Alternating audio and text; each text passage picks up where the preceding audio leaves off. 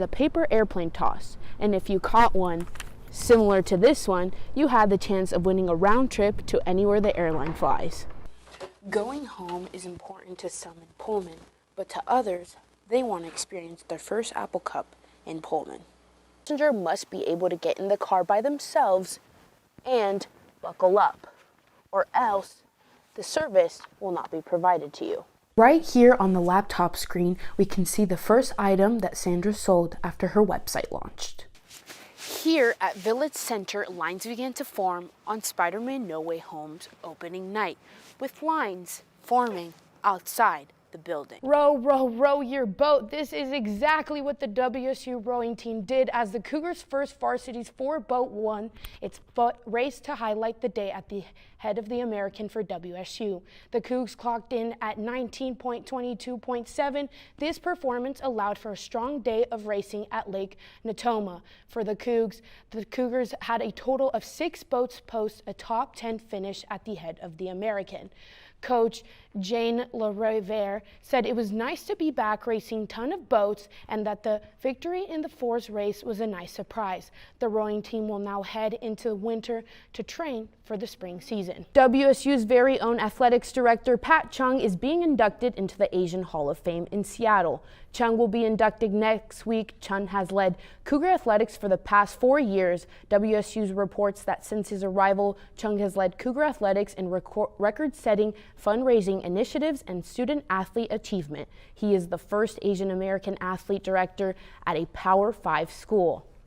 Seahawks head coach Pete Carroll told the media that Geno Smith has been wearing a wristband to call plays.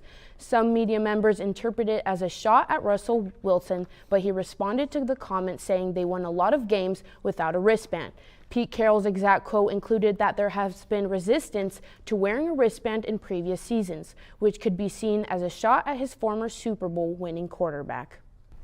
A WSU police sergeant accused of engaging in sexual activity while on duty resigned from the department last week.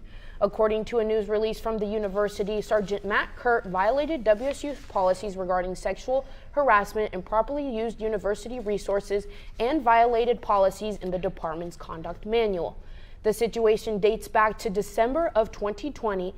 That's when the university says allegations of misconduct first surfaced. Police leadership launched an internal investigation at the time, but did not notify the university. The university says they were unaware of the situation until an officer spoke up in March of this year. That's when the Office of Compliance and Civil Rights and WSU's Human Resources launched an investigation. In August, the WSU police chief, assistant chief, and a captain retired from the force before they could be disciplined for the mishandling of claims. The situation continues to unfold, but we'll keep you updated as we learn more. According to Pullman Radio News, police officers and paramedics responded to a call around 3 a.m. at an apartment on Camacan Street. The unidentified woman fell 20 feet and landed on a dirt hill, with officers finding her just walking around. She was treated by medics on the scene. Officers believe alcohol was involved.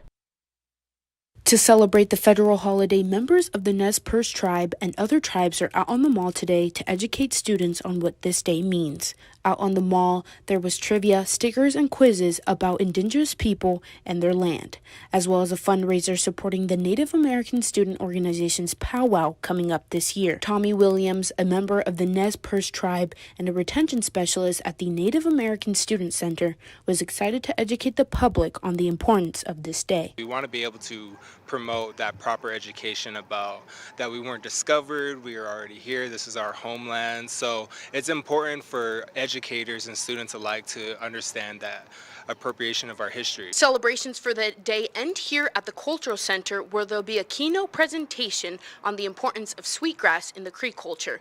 The event ends at 6. Reporting from the South Side, Daniela Julio-Cano, Murrow News 8. Department released the names of the 4 individuals that were found in yesterday's homicide. The individuals have been identified as Ethan Chapin, Madison Mogan, Xana Kernodle, and Kaylee Goncalves. All 4 victims were students at the University of Idaho. In a press release, the Moscow Police Department says details are limited in the investigation and there is no one in custody at the moment. Investigators are asking anyone with information related to the incident to contact the Moscow Police at 208-882 2677. Again, details are sparse. We reached out to Moscow PD for more information. As we get it, we'll bring it to you. From Moscow, Daniela Julio-Cano, Murrow, News 8.